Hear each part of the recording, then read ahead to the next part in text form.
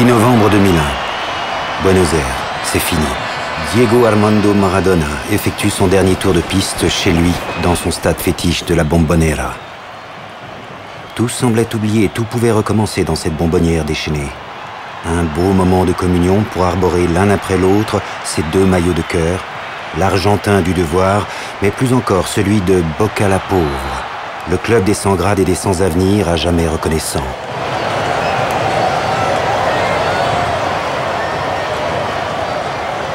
Une connivence qui fonde l'histoire même du footballeur le plus populaire et le plus controversé de l'histoire et son discours tout autant. Ojalá que no se termine nunca este amor que siento por el fútbol y que no termine nunca esta fiesta, que no termine nunca el amor que me tienen. Les agradezco en nombre de mis hijas, en nombre de mi vieja, en nombre de mi viejo, de Guillermo y de todos los jugadores de fútbol del mundo. El fútbol es el deporte más lindo y más sano del mundo. Eso no le quepa la menor duda a nadie. Porque se equivoque uno, no tiene que pagar el fútbol. Yo me equivoqué y pagué. Pero la pelota no se mancha.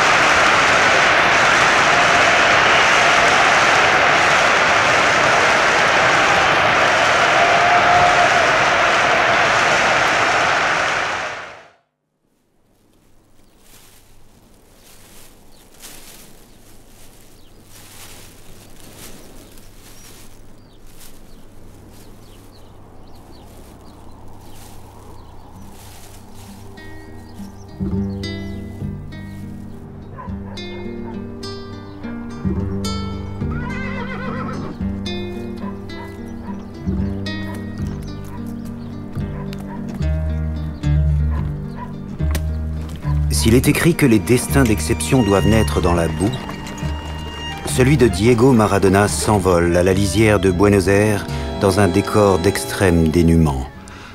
À 12 ans, Diego porte déjà un maillot au numéro prédestiné et jongle à la perfection. Mieux encore, une caméra est là pour accompagner l'exercice et annoncer à l'Argentine tout entière la naissance d'un enfant roi capable un jour de régner sur la planète football. 2 ans encore, et El Pelucita, la peluche, son premier surnom, livre ses rêves et sans doute son programme. Mis sueños son dos. Mi primer sueño es jugar en el Mundial y el segundo es salir campeón. Quelques années plus tard, Diego, amoureux de Claudia, rencontré à 2 pas de chez lui, ne saurait se passer de sa famille. Donna Tota, sa mère. Et Don Diego, ancien docker et père exemplaire. Sacré champion du monde junior en 1979, tous le sollicitent. Pour Maradona, le choix tombe sous le sens. Il rejoint, le 20 février 1981, l'équipe du Boca Junior, la chérie des quartiers pauvres et populaires, dont son père était depuis toujours un fervent supporter.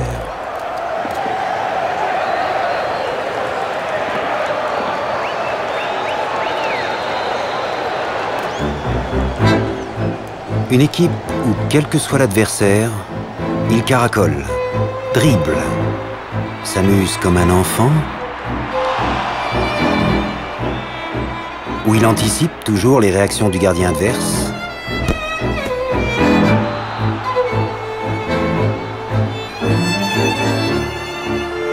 où toujours il tente les choses les plus folles, rate un lob impossible, mais le réussit dès l'occasion suivante. Ou, incontrôlable tête chercheuse, sans cesse il repart à l'assaut et jamais ne renonce.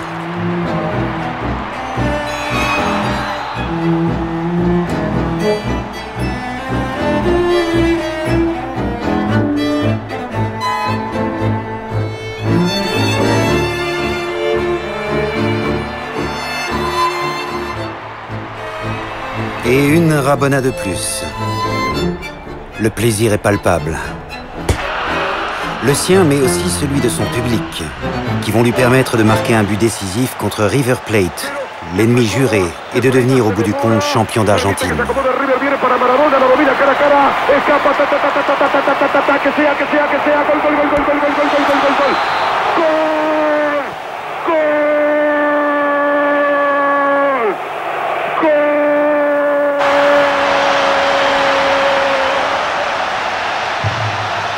Maradona a réalisé son premier rêve, être champion d'Argentine.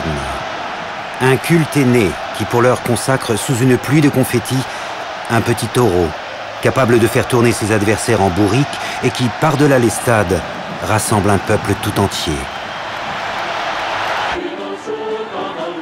Jorge Sitterspieler, son ami d'enfance, promu manager, accepte alors la proposition du Football Club de Barcelone, 8 millions de dollars. Diego Maradona n'est pas dupe.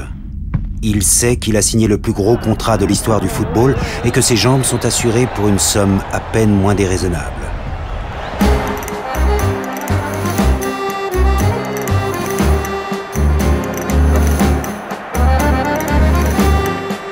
Il est bien là, le toréador réincarné, le footballeur malicieux, le pibe de oro, le gamin en or, récompensé meilleur joueur du championnat espagnol dès sa première saison.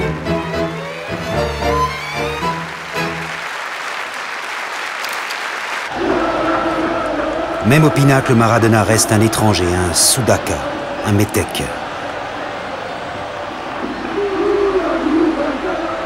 « 24 septembre 1983, contre l'Atlético de Bilbao, Diego continue sa danse. Toujours correct, il pourrait en remontrer à tous ces Basques si fiers de leur origine et qui en fait le méprisent. Bientôt, il offre une passe décisive à son coéquipier, Alonso. Un but de trop.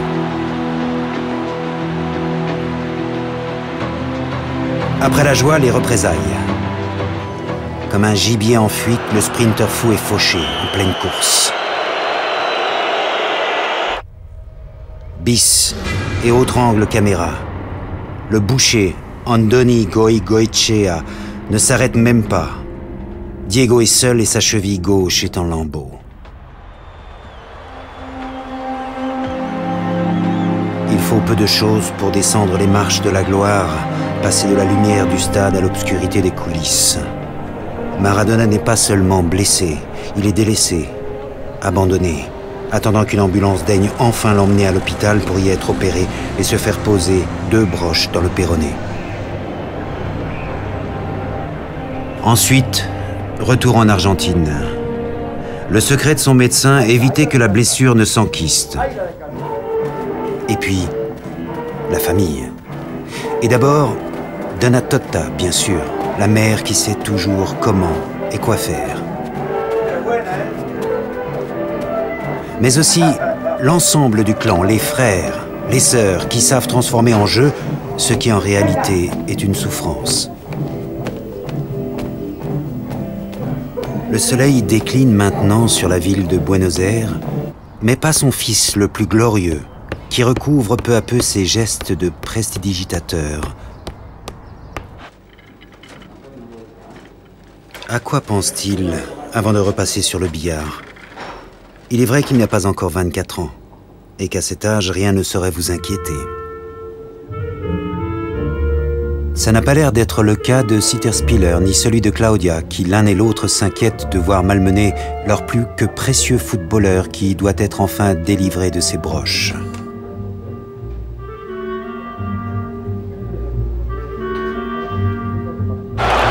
Décidément, malgré l'éclat des apparences, cet exil à Barcelone n'est que contrariété et incompréhension. Et ce n'est pas ce nouveau match, une finale de la Coupe du Roi entre le Barça et l'inévitable Bilbao qui fait croire l'inverse à Maradona. 106 jours après son opération, les intentions sont identiques, même si le bourreau s'appelle cette fois-ci Liceranzo.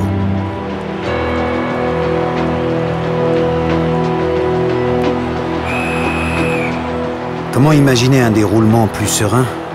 Comment au contraire ne pas craindre le pire qui survient et s'envenime?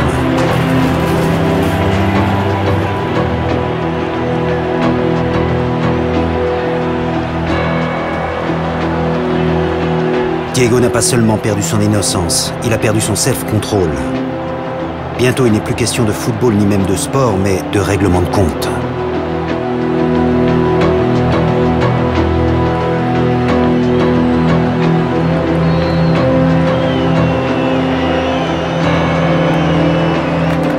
Certes, dans la tribune d'honneur, Juan Carlos et la reine donnent le change.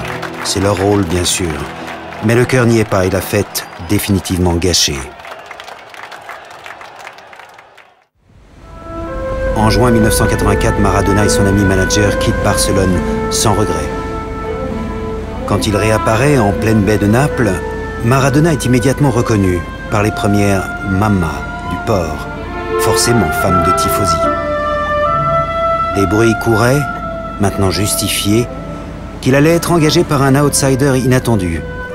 Naples, un club qui en 53 ans d'existence n'a jamais remporté le championnat. Une équipe populaire, une équipe du Sud, qui obéit à ses propres codes et usages.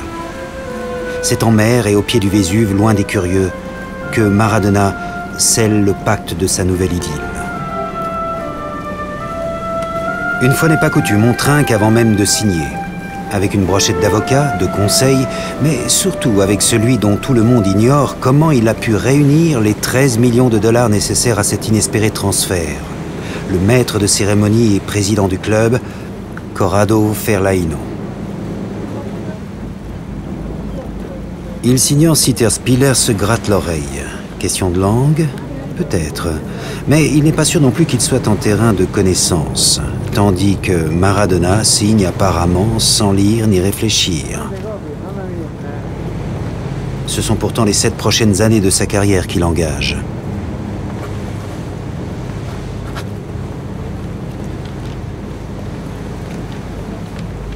Mais autant de formalités l'ennuient.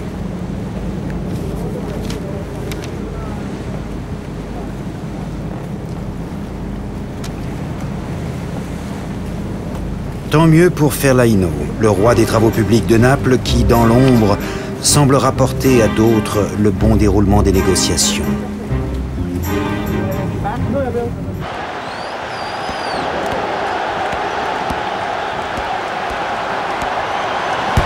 Ça y est, cette fois, tous les terroni, les cutéreux napolitains, se sont trouvés un roi, manière Robin des Bois, capable peut-être de restaurer bientôt leur honneur perdu.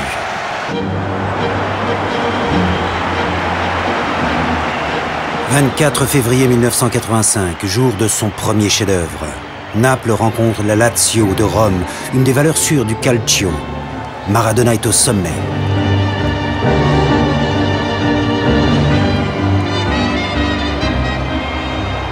Première tentative de but. De la main. Ça valait le coup d'essayer. À Naples, ça ne mange pas de pain. Et maintenant, un retourné spectaculaire, histoire de mieux se mettre en train. Puis un premier but, merveille de lucidité et d'opportunisme.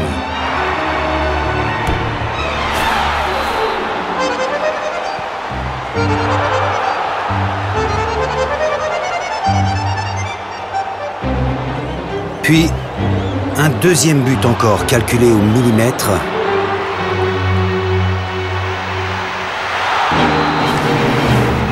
Un véritable théorème de Pythagore. Mais le San Paolo, les siens n'ont encore rien vu. Il s'y reprend 2 fois pour marquer le 3e, façon Garincha, depuis le point de corner. Première tentative manquée. Mais la deuxième est la bonne.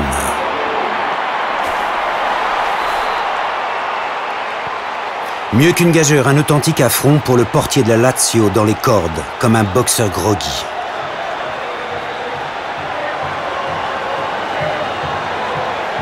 Et pour finir, un bras d'honneur bien envoyé à l'entraîneur adverse qui avait dit, avant match, que 3 enfants de cœur suffiraient à mettre l'idole sous éteignoir.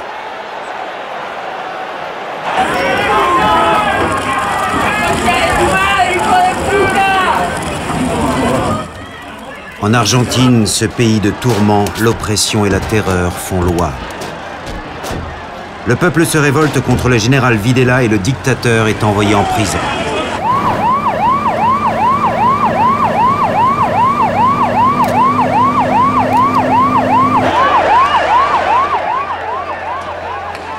Le pays renoue avec la démocratie mais ne peut oublier la torture, les morts et les disparus par milliers.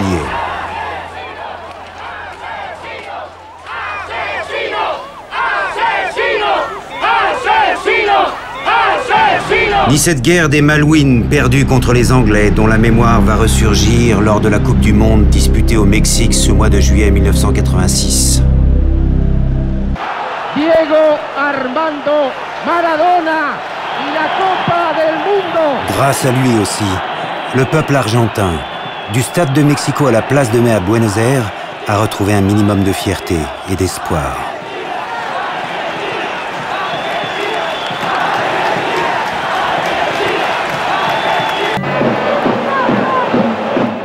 Mais Maradona vise toujours le titre de champion d'Italie 87. Encore faut-il battre toutes ces équipes du Nord, depuis toujours plus riches, plus puissantes, plus méprisantes aussi. Qu'importe, sous le soleil de Naples, on préférera toujours aimer qu'haïr et ignorer le racisme. Première cible, Vérone, tenant du titre et l'équipe la plus xénophobe du pays. Nouvelle tentative de la main. Décidément, c'est devenu une habitude.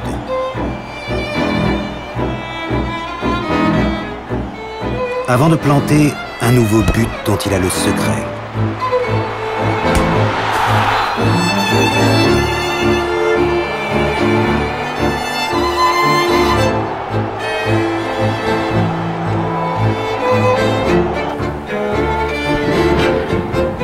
Maintenant, et sous une pluie de circonstances, Naples reçoit une très vieille dame, la reine des équipes du Nord, la Juve de M. Platini et de Gianni Agnelli. Certes, sous l'artiste, il y a aussi le comediante, qui chipote sur l'endroit où s'est passée la faute, cherchant à obtenir un pénalty plutôt qu'un coup franc difficile. Tout cela, bien sûr, n'est pas pour déplaire au public napolitain.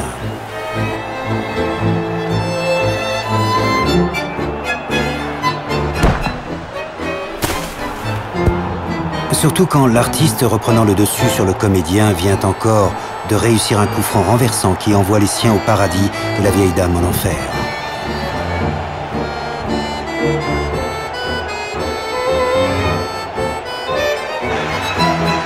« 26 avril 87 et à 3 journées de la fin du championnat devant le Milan AC du richissime et omnipotent Silvio Berlusconi. Maradona, pour une fois pas totalement superstitieux, arbore déjà l'emblème tricolore du champion d'Italie. Et comme il se doit ce jour-là, Maradona marque encore un but en 2 temps, 3 mouvements.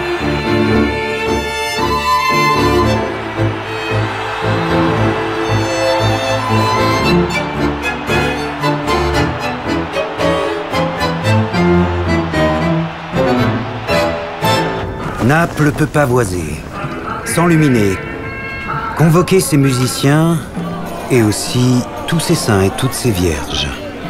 Confondre procession religieuse et incantation païenne. L'instant d'une fête et l'instant d'une consécration, le football semble avoir défini, comme par miracle, un langage compris de tous ses habitants, des plus simples aux mages les plus illuminés.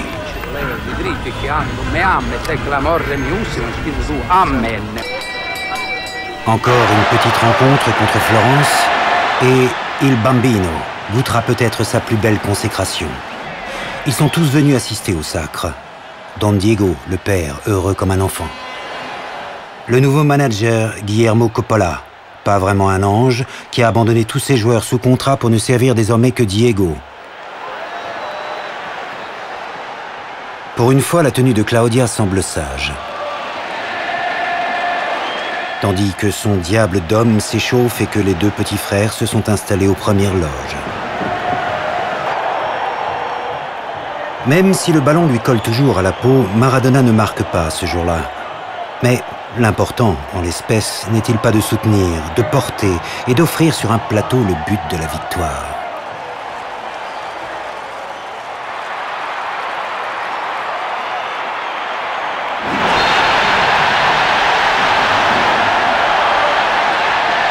Ça y est, c'est fait. 20 siècles que le Vésuve a fait éruption. 60 années que toute une ville attendait cela.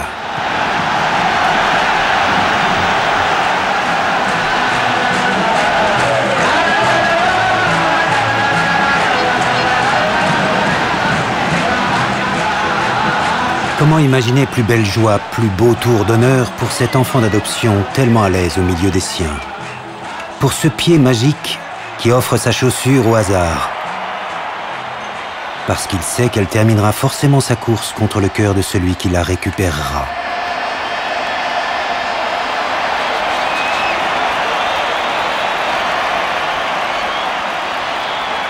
Penso che questa è la festa più grande che ho vissuto nella mia vita. È stato il campionato del mondo, no? Sì, ma non era nel mio paese, no, non era il tifo come questo. Après la fraternité des vestiaires, l'intimité de la famille et un peu de vacances. Les Maradona se retrouvent loin de la folie napolitaine dans la chaleur d'une auberge espagnole à Grenade, où Diego peut enfin profiter de sa fille.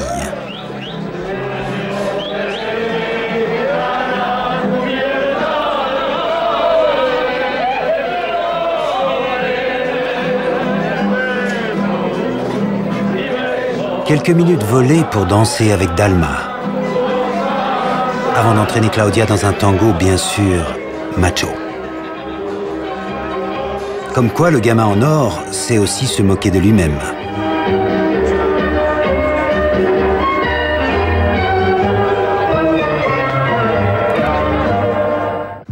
Mais la vie des stars est fragile et les marchands de vérité savent en profiter. Il faudrait tout dire, tout montrer, tout révéler. Dès lors, quoi de plus indiqué qu'un détecteur de mensonges convoqué à grands frais sur un plateau de télévision ou sous l'égide d'un spécialiste de la CIA, Cristina Sinagra, maîtresse révélée, répond aux questions devant toute l'Italie. Quando il bambino fu concepito, lei avvertì Diego Armando Maradona che era in periodo di ovulazione? Sì.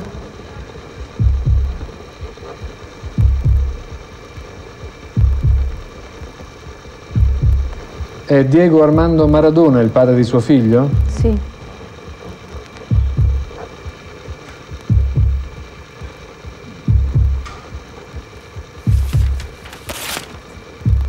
È Diego Armando Maradona il padre di suo figlio? Siamo arrivati al dunque. Che risposta ha dato? Ha detto, la sua risposta è stata sì, affermativa, e stava dicendo la verità. E ha detto la verità. È stato fatto un grande affresco questa sera, di un grande campione, di un grande atleta di calcio. Come uomo, un po' discutibile. Qualcuno domani può titolare Miserie e nobiltà di un campione. La rumeur est ainsi qui jamais ne pardonne. Ni les amours coupables, ni les fréquentations interdites. Depuis plusieurs mois déjà, la famille Giuliano, pilier essentiel de la mafia locale, rôde autour de l'idole qui se défend comme il peut. Io non vado con la gente mala, io non so chi è malo, chi è buono. Io non vado appartamento per appartamento domandando alla gente se è buona o è mala di Napoli. Io non l'ho fatto mai in Argentina, a Napoli. Io vado per la bambina. Per la bambina o il bambino che vuole che Maradona sia tenere una foto con Maradona, soltanto per quello. Però dopo si parla che Maradona è andato lì perché per la camorra, che questo, che l'altro. Per questo se un giorno vado via da Napoli sarà per questo, non perché mi manca affetto della gente del calcio.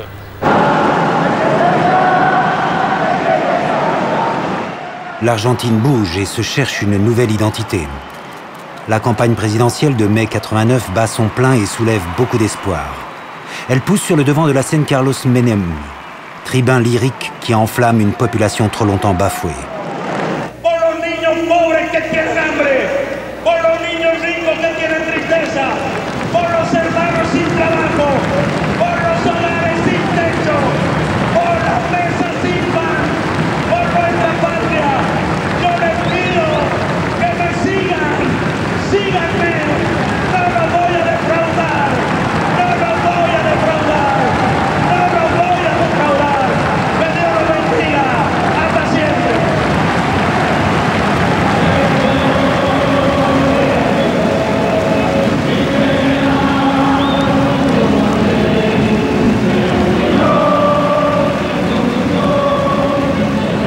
Des champs politiques aux champs du stade, la différence en Argentine n'est jamais tranchée.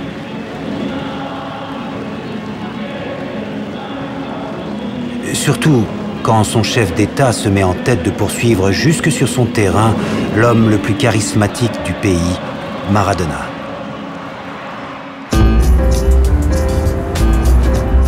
L'Argentine est un pays en déroute, inflation, chômage, misère. Drôle de contexte pour organiser le mariage le plus dispendieux que l'on puisse imaginer.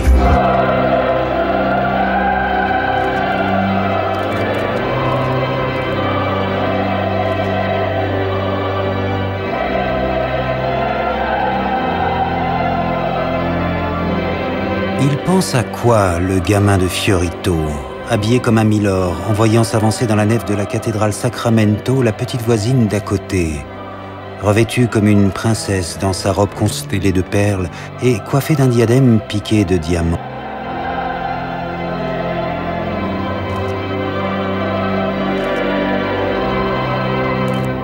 À sa revanche sociale ou tout simplement au pied de nez lancé à l'establishment qui apprécie rien moins que de voir un pauvre épouser ses propres règles et protocoles. Diego, coloca este anillo en la mano de tu esposa Claudia como prenda de fidelidad matrimonial. En nombre del Padre, del Hijo y del Espíritu Santo. Amén. Quant à Claudia, sourit-elle maintenant à cause de cette bague que Diego lui passe enfin au doigt ou tout simplement parce qu'elle récupère là le plus précieux bijou de sa collection?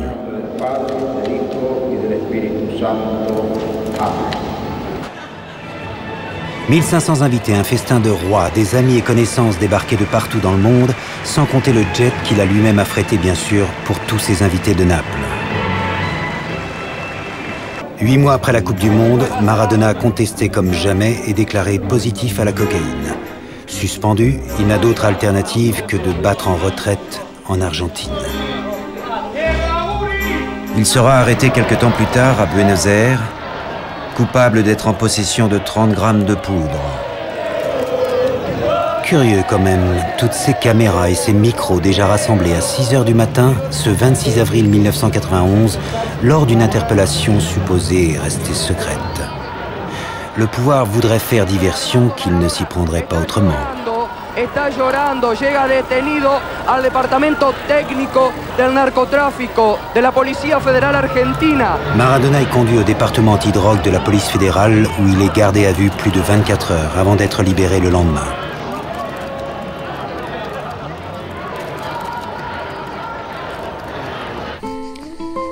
Presque 3 ans déjà depuis ce bel été 1991.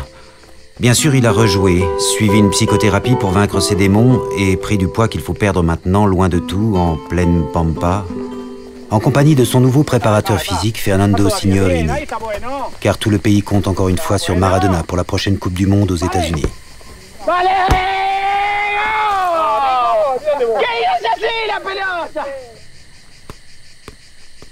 Plus que quelques mois pour passer de 88 à 77 kilos. Et surtout, retrouver toute sa forme avant la compétition américaine.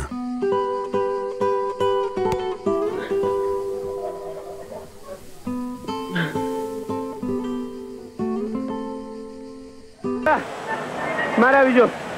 Me sentí muy bien dentro de la cancha porque me sentí importante, me sentí como que el equipo necesitaba que yo tenga la pelota y así lo hice. Digo, vamos a seguir hablando, me quieren cortar. Te felicitamos, la Argentina toda seguramente te está diciendo gracias, Diego. Es para todos ustedes, argentinos. Los quiero mucho. Tota, vos también. Diego est peut-être aux anges, pourtant, ce n'est pas vraiment vers le paradis qu'il part, mais vers les locaux du contrôle antidopage.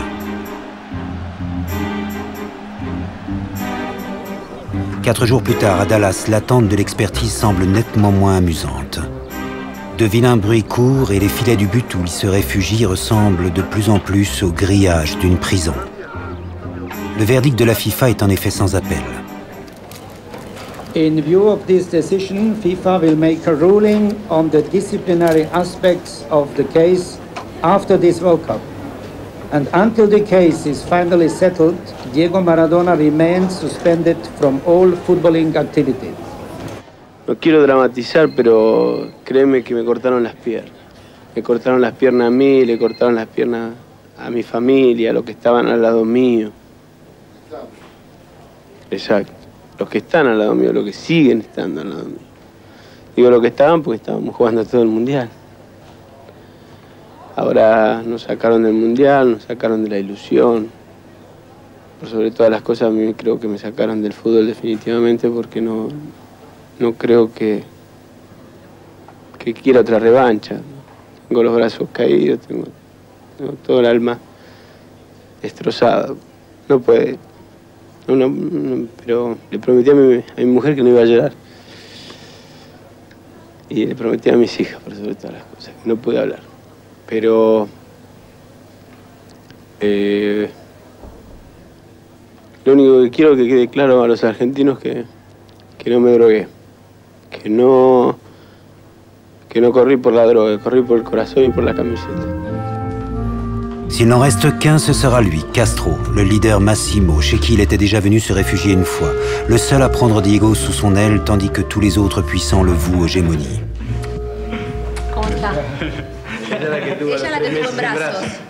Y esta es la nueva. Esta es la nueva, que no conoce. Ah, esta no la conocía. ¿Cómo está?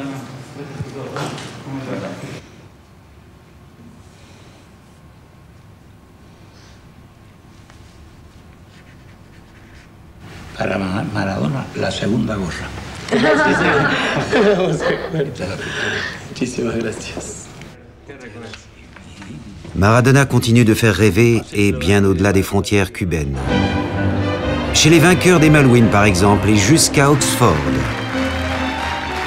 où il amuse la galerie des étudiants avec une simple balle de golf.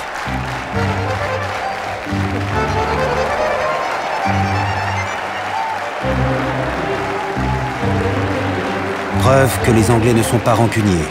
Preuve surtout que les inventeurs du football savent parfaitement qu'un champion est d'abord un homme qui se cherche avant d'être un modèle préétabli. Ce qui lui vaut d'être élevé au titre de docteur honoris causa.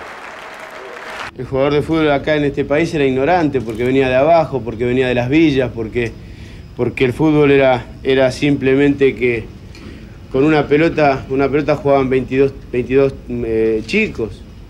Pero hoy por hoy ya no se puede hablar de ignorancia, hoy por hoy se puede hablar de un jugador de fútbol metido dentro de la sociedad con mucha fuerza y a la altura de cualquier hombre de la sociedad. Il a 37 ans. Mi-bouffon crépusculaire, mi-archange. Il profite encore de l'indéfectible compassion d'un public à son encontre pour refuser d'admettre que le sport de haut niveau n'est plus fait pour lui.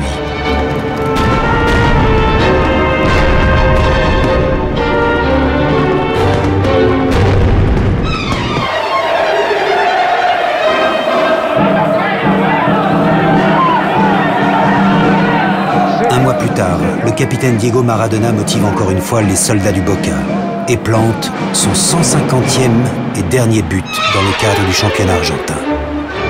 À le voir manifester sa joie, on se dit que les élixirs doivent vraiment être explosives et sa réaction extravagante fait craindre le pire.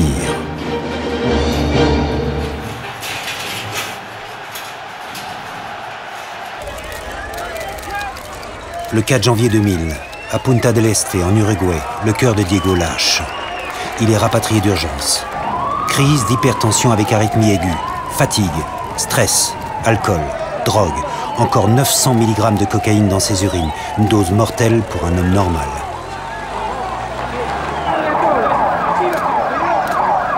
Anéanti, fracassé, Maradona n'a d'autre solution que de fuir.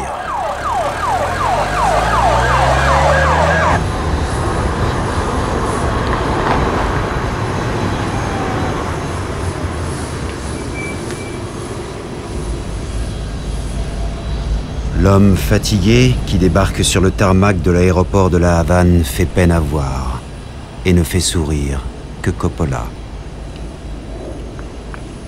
À le voir ainsi, on se dit que la médecine cubaine va avoir bien du travail.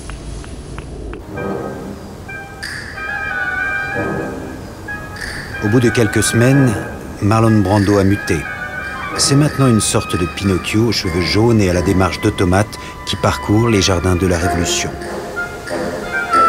8 bons mois encore et la cure cubaine alliée au calme et à la douceur des tropiques porte enfin ses fruits.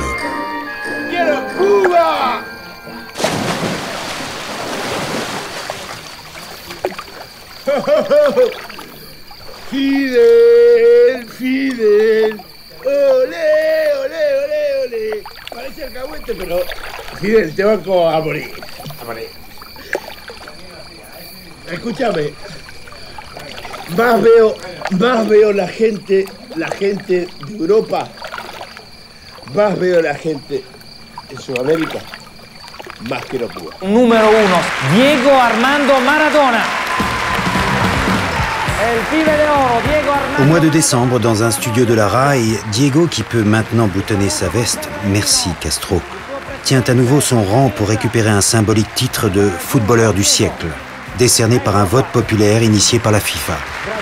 Tandis que Blatter semble soulagé qu'il soit venu. A Diego Armando Maradona, numero 1, FIFA Internet Center Awards. Eccolo. E quindi vorrei ringraziare la FIFA por respetar el voto de la gente. Per aver rispettato il voto di tutte queste persone. Si no, todo lo que estamos aquí no seríamos nada sin la gente. Non saremmo niente, no seríamos conocidos, la gente, no seríamos populares. Senza il pubblico, non saremmo neanche famosi. Le agradezco una vez más. Quindi y quiero dedicarle e vorrei dedicare questo trofeo, a mi pueblo de Argentina, al popolo al pueblo cubano, a Fidel Castro, al argentino más famoso del Che Guevara y por sobre todas las cosas a todos los jugadores del mundo que amo y respeto con toda mi alma. Mais tous ces remerciements ne sauraient absoudre Maradona. La preuve, les huiles de la FIFA ont préféré voter eux-mêmes pour élire leur numéro 1, plus conforme. Signore e signori, Pelé, numero 1, vincitore. Eccolo qua, eccolo qui, numero 1 al mondo. Bravissimo, piacere nostro. E straordinario concludere questa serata. Pelé, in 2 parole. Io penso che Dio è per la vittoria. Dio è per la vittoria, è più importante di tutti noi. Mi piaceva chiamare Maradona per venire qui, ma mi pare che già non sta qui Maradona. È andato via Maradona, avremmo voluto fare questo abbraccio finale. Pas envie de voir triompher Pelé, ce bigot bien pensant. Chez lui, on est prêt à l'entendre. Et d'abord, le premier des Argentins, Fernando de la Rúa. Bueno, contá un poco de la elección esta del Comité Internacional, ¿cómo fue? Bueno, yo le gané a todos por muerte. Esa es la realidad. No, pero no es porque la elección, lo diga yo. La elección la hacían periodistas. Mundial. No, la elección mundial a través de internet. A través de internet. Y le gané a Pelé por un margen bastante grande. Y ahora la FIFA dice que los que votaron son muy chicos. Pero la FIFA quiere rever la votación. Exacto, ahora quieren poner otra. Pero ¿qué pasa? ¿Qué pasa? Que no se justifica lo que dice FIFA. Il a raison d'en profiter, de la Rúa. Ici, l'euphorie de la victoire, qu'il s'agisse de sport ou de politique, n'est jamais très éloignée des affres de la défaite. Dans l'apocalypse d'un pays en proie à la banqueroute, dans une Buenos Aires à feu et à sang où les émeutiers poussent à la révolte, subsistent quelques maillots argentins, mais cette fois-ci au milieu des blessés et des morts.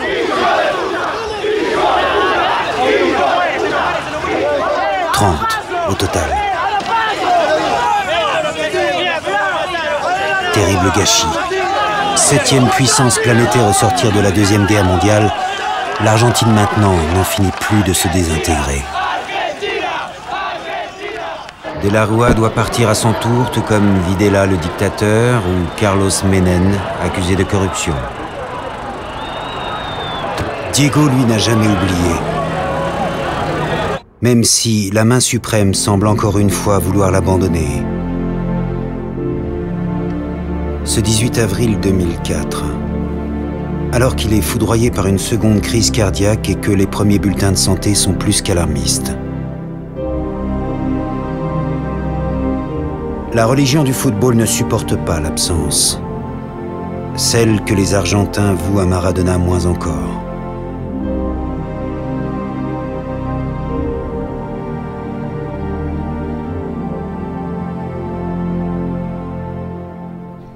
Quelques mois plus tard, l'ex-gamin en or ressurgit sur le seuil d'une clinique colombienne.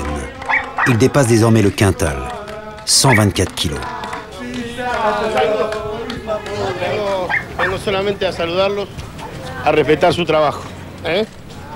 Decirles que Cartagena me ha tratado fenomenal, que estoy descansando y que agradezco a Colombia todo el cariño que me da. Simplemente eso y el respeto que les tengo yo a ustedes, espero que me lo tengan a mí también. ¿Ok? Buenas tardes. Chao. Respecter quoi? Un métabolisme totalement déréglé, une boulimie irrépressible? Les médecins n'ont qu'une proposition. Une intervention et la pose d'un anneau gastrique.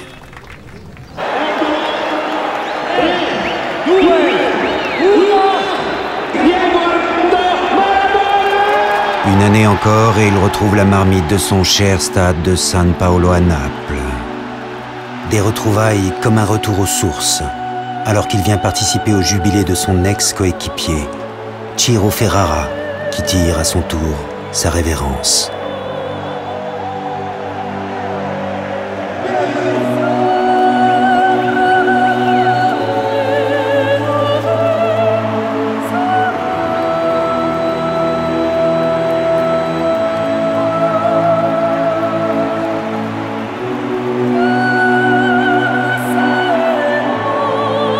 Trop loin ce public qu'il aime et qui le lui rend si bien. Trop près tous ces intermédiaires, tous ces importuns. Comment s'en débarrasser jamais pour se rapprocher plus encore, se fondre dans la masse, ne faire qu'un avec les siens, ceux qui ne l'ont jamais trahi comme tous ces fans du virage Maradona.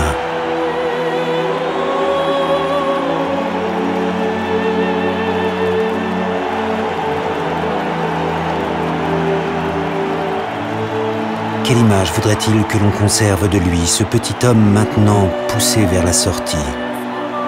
Sans doute celle d'un footballeur hors pair, doublé d'un homme comme les autres, qui a fauté, déraillé, exagéré, mais qui n'a jamais trahi l'espérance de ceux qui lui ressemblent.